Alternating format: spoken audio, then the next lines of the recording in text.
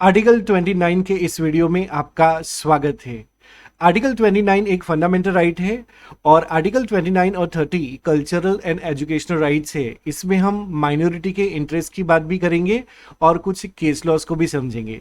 तो चलिए शुरू करते हैं। तो देखिए, सबसे पहले आर्टिकल 29 एंड आर्टिकल 30 ये दो अधिकार ये फंडामेंटल राइट के एक पार्ट है और फंडामेंटल राइट में इनको हम कल्चरल एंड एजुकेशनल राइट्स कहते हैं, जिसमें से आज हम आर्टिकल 29 के बारे में बात करेंगे, जिसमें माइनॉरिटी का इंटरेस्ट भी शामिल है और मेजोरिटी का इंटरेस्ट भी शामिल है।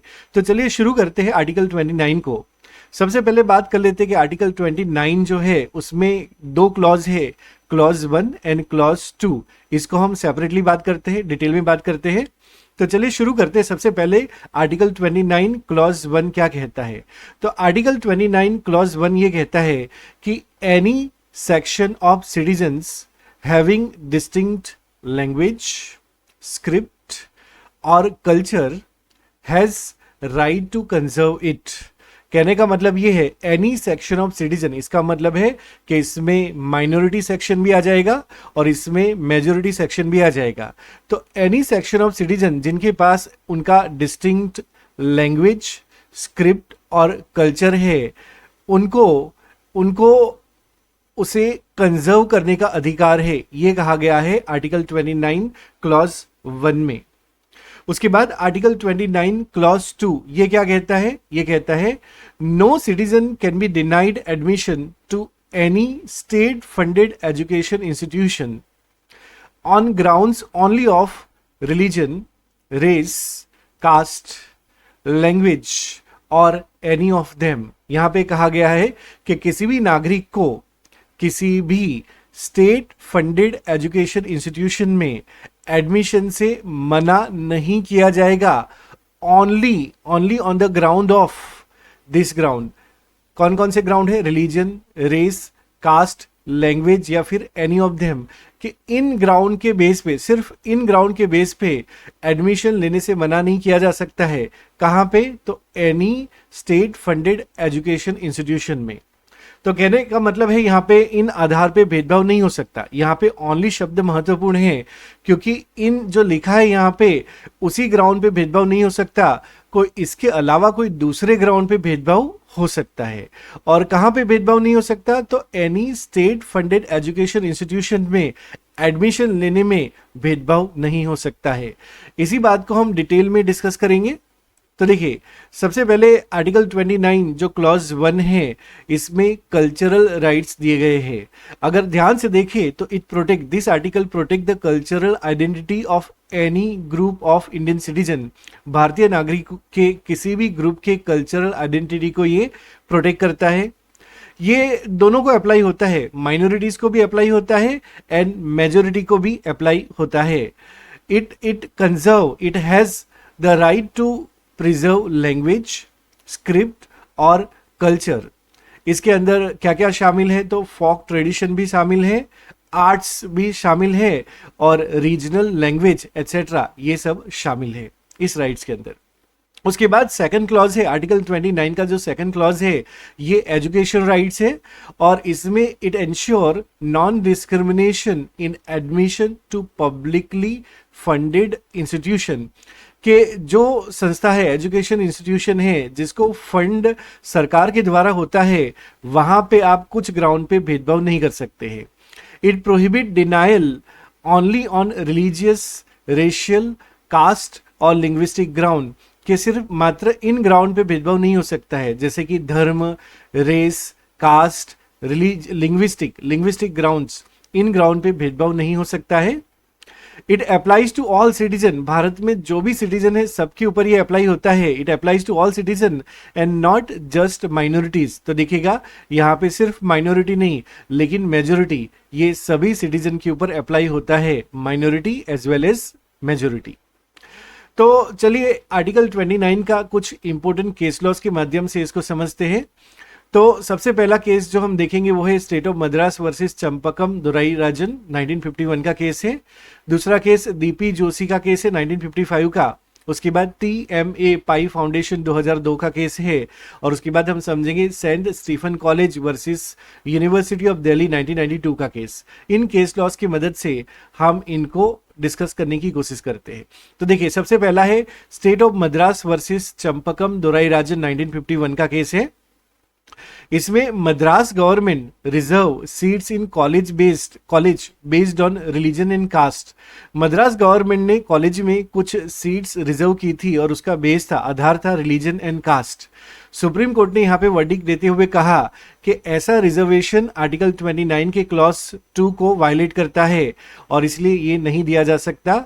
तो अगर तो रिलीजन के आधार पे तो नहीं दिया जा सकता, जो लिखा है उस ग्राउंड पे तो नहीं दिया जा सकता, लेकिन अगर कुछ डिफरेंट ग्राउंड पे देना हो तो दे सकते, और इसीलिए पहला कॉन्स्टिट्यूशनल अमेंडमेंट जो है वो पास करना पड़ा।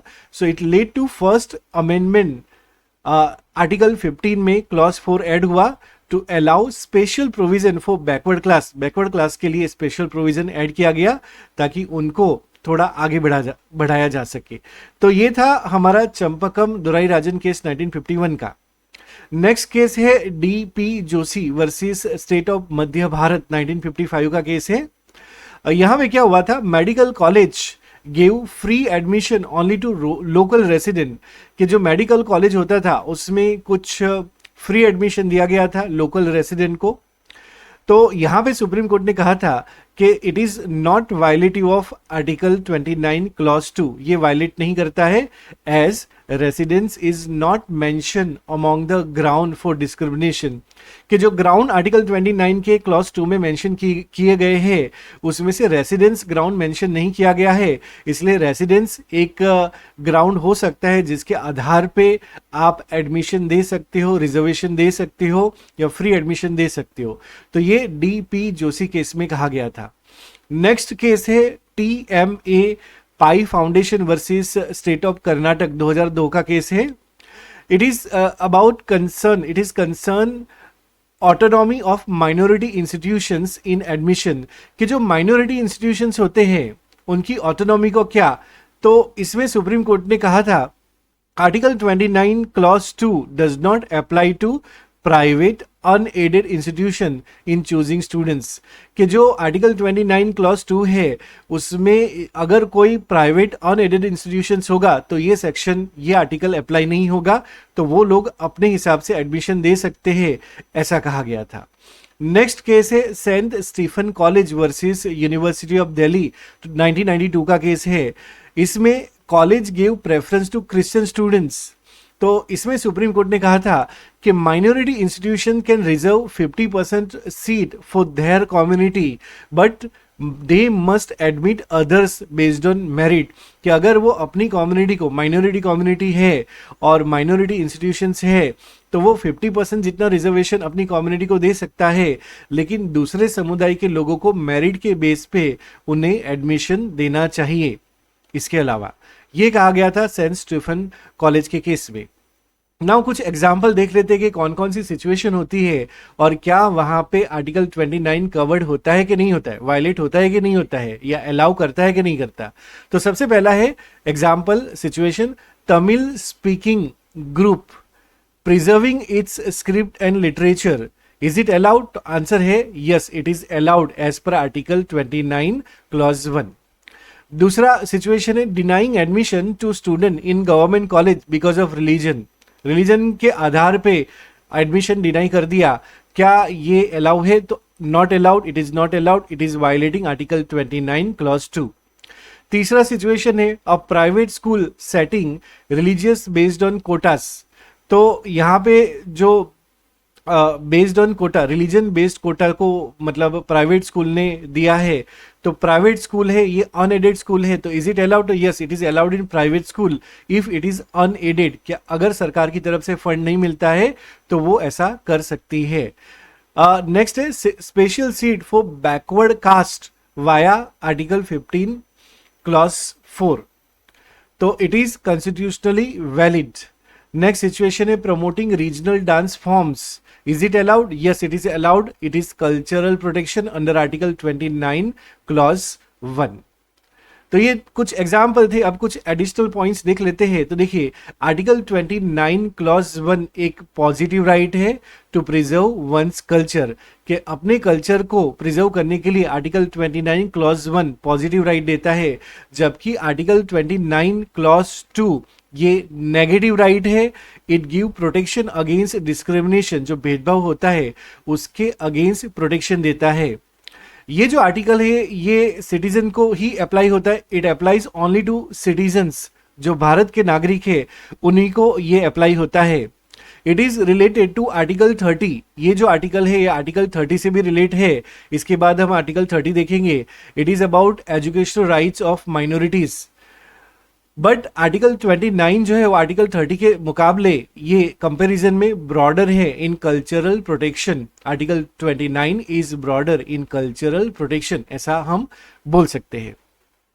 अगर हम इसको कंक्लूड करें तो बोल सकते हैं कि आर्टिकल 29 क्लॉज 1 और क्लॉज 2 को कंपेयर करें तो कौन सा प्रकार है, तो आर्टिकल 29 क्लॉज 1 ये कल्चरल राइट है, जबकि आर्टिकल 29 क्लॉज 2 ये एजुकेशन इक्वालिटी का अधिकार है।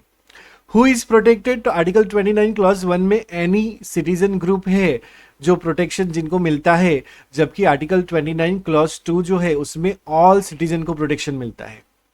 की फोकस कहाँ है, तो आर्टिकल 29 का क्लॉज 1 है it preserve language script and culture, जबकि सेकंड क्लॉज है वो नो डिस्क्रिमिनेशन इन एडमिशन की बात करता है।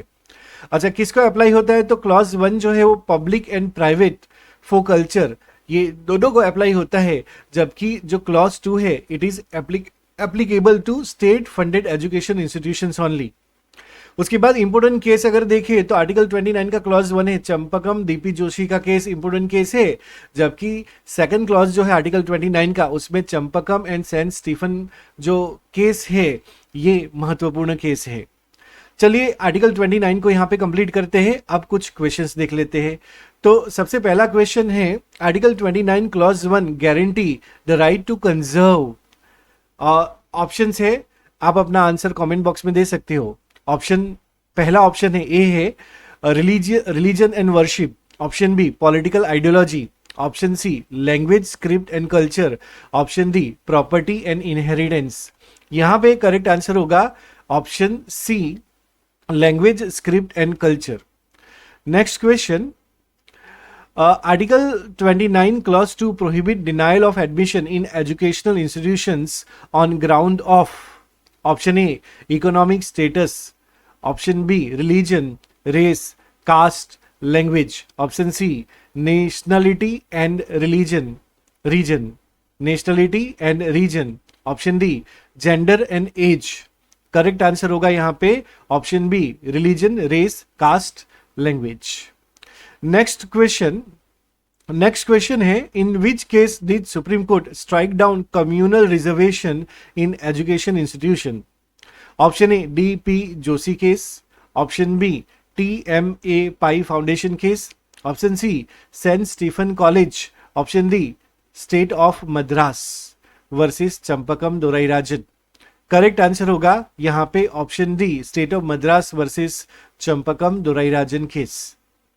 Next question, can a private unaided minority institution deny admission based on religion. Option A no, article 29 clause 2 applies, option B yes if it is aided by state, option C yes article 29 clause 2 does not apply, option D no it is unconstitutional in all cases. यहां पे correct answer होगा option C yes article 29 clause 2 does not apply. Next question, the case of DP Joshi versus state of Madhya Bharat clarified that, option A article 29 cover only minorities, option B residence is not a ground covered under article 29 clause 2, option C religion based reservation is valid, option D language is not part of culture. Correct answer होगा option B residence is not a ground covered under article 29 clause 2। तो यहां पे हम article 29 के इस video को complete करते हैं। Thank you for watching, thank you so much.